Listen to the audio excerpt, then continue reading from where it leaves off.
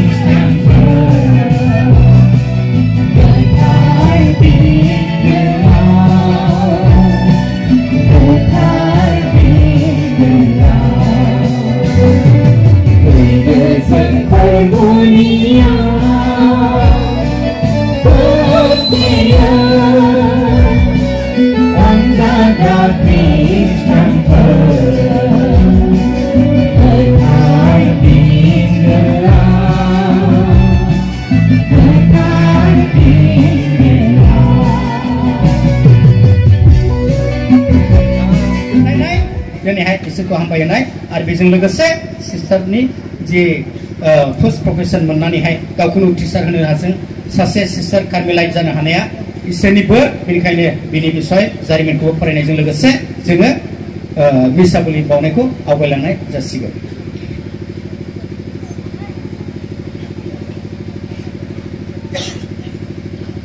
धोरोम बिब' राहेल नार्जारीनि सुंद' जिउ जारिमिन बयखौबो जय जिसु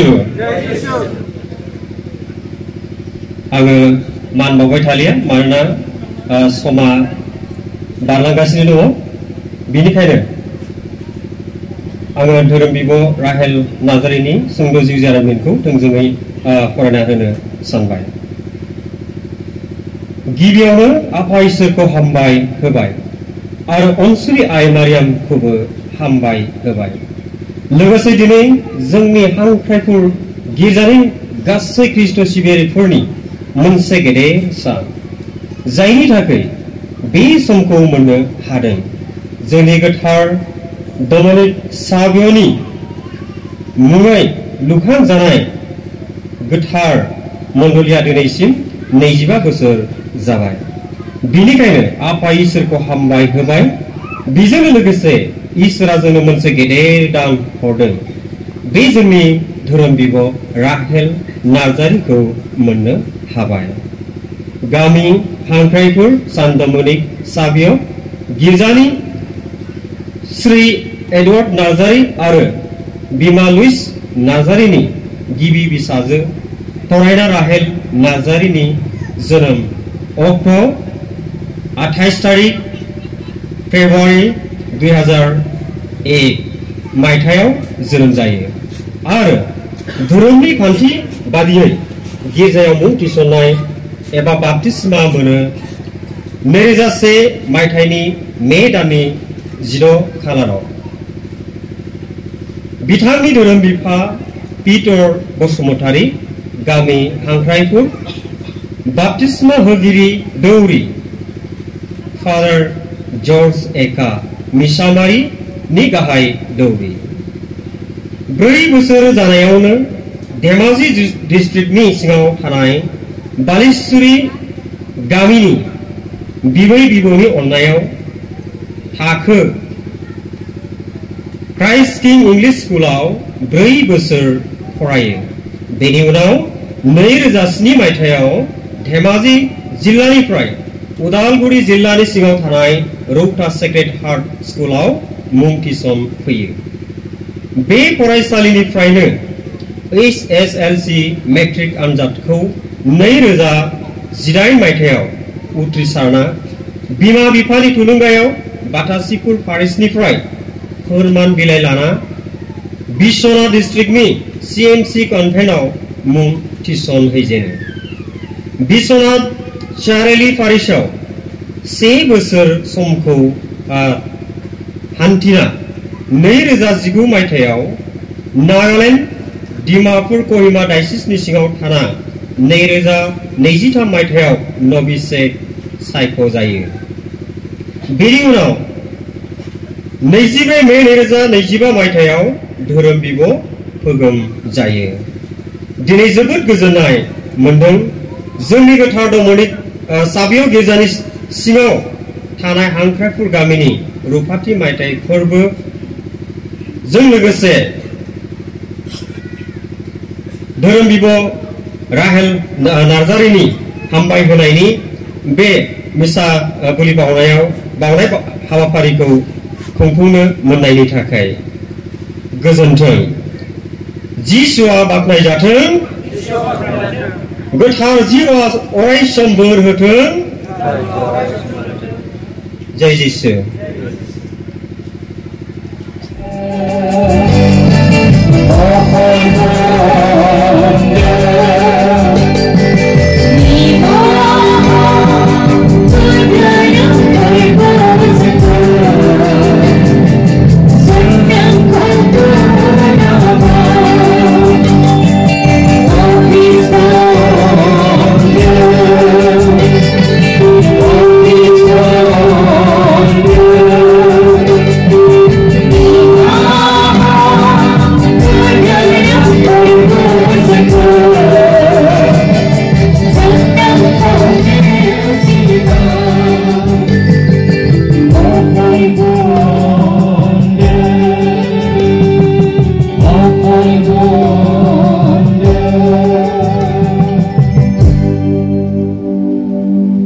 Double B4.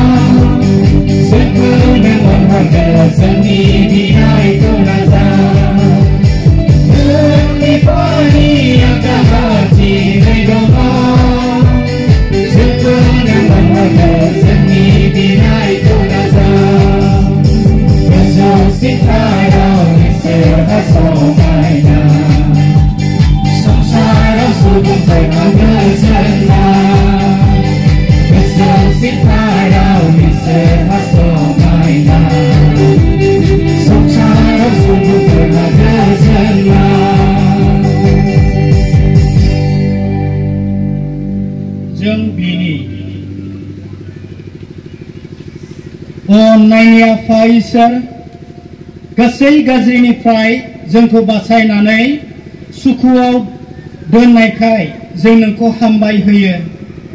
बिदिनो नोंनि आबुं आबुरखौ मोननानै जों नोंखौ हामबाय होनायनि गेजेरजों अरायबो सिबिनो हाथों।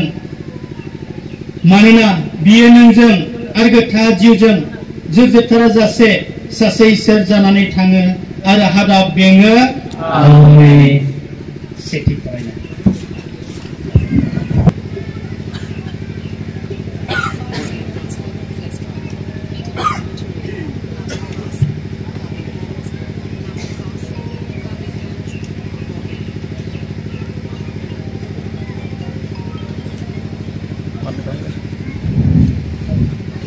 दिनैनि सेथि फरायनाय थुनहरजानायफोरनि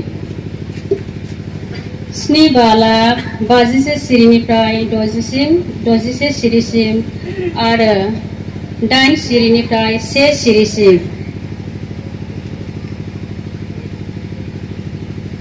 गोजौआव लिरनाय दं स्टेफेननि बुंफिननाय। अ दुगा आरो गोसो गोराफोर, स्टेफेनआ बुंफिनबाय, नोंसोरनि साननायफ्रा गाज्रिथार।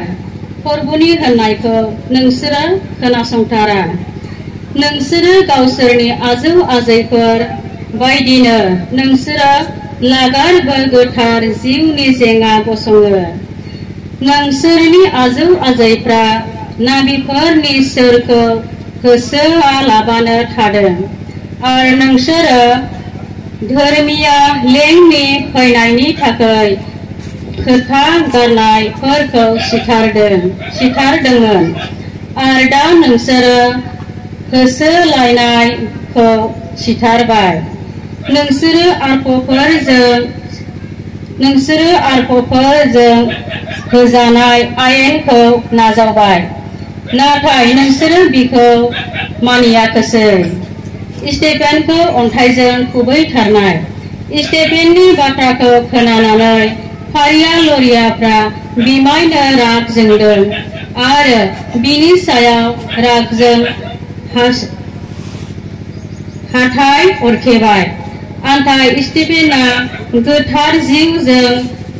गोथार जिउजों सुफुंजानानै बियो नख्रांनिथिङै नायदावनानै इसोरनि महिमा आरो जिसुखौ इसोरनि आगदाहा गसंनाय नुबाय आरो बियो होननाय आं नख्रां गेवनाय आरो मानसिनि बिसा हौवाखौ इसोरनि आगदाहा गसंनाय नुदों। अब्ला फारिया लरियाफ्रा गेदेर रावजों हुरन होननाय गाव गावनि खोमाफोरखौ मुथुथेनानै गोसो मोनसेयै बिनि सायाव बारसिबाय आरो नोंसोरनिफ्राय हुरन हरनानै बिखौ अन्थाइजों खुबैथारबाय आरो साखिफ्रा गाव गावनि हिफोरखौ सुवाल होनजानाय सासे सेंग्रानि आथिंफोर जिङाव दोनदोंमोन। बिसोर स्टेफेनखौ अन्थाइजों खुबैथारफुनायाव बियो फोरबुखौ गाबज्रिनानै होनदों, अ फोरबु जिसु, आंनि जिउखौ नाजावदो। आरो हान्थु खरायनानै बियो गेदेर रावजों गाबज्रिबाय, अ फोरबु, बे पाप बिसोरनि सायाव दाहोनां। बिखौ बुंनानै बियो थैबाय। आन्थाइ सुवालनि बिनि सिथारनायफोरखौ हामजादों। गिर्जाफोरखौ होसोनाय। बे दिनाव जेरुसालेमनि गिर्जानि सायाव गेदेर होसोनाय जाबाय। थोनहरजानायफोरखौ नागारनानै बयबो जुदाय आरो सामारिया हादरफोराव लेथेर फेथेर जाबाय। बेनो दिनैनि इसोरनि सेथि फोरबोनि खौराङा।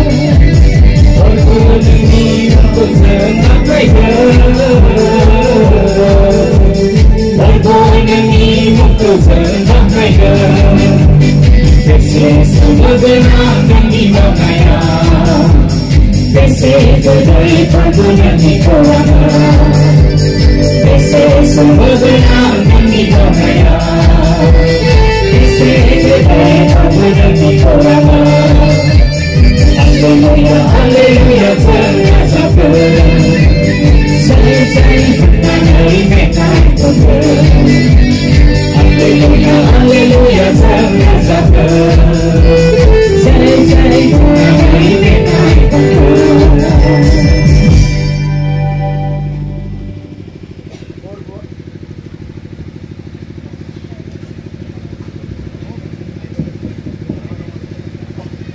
Perempuan ngasing lagi setatan, bina Johan, getar Johan yang kurang.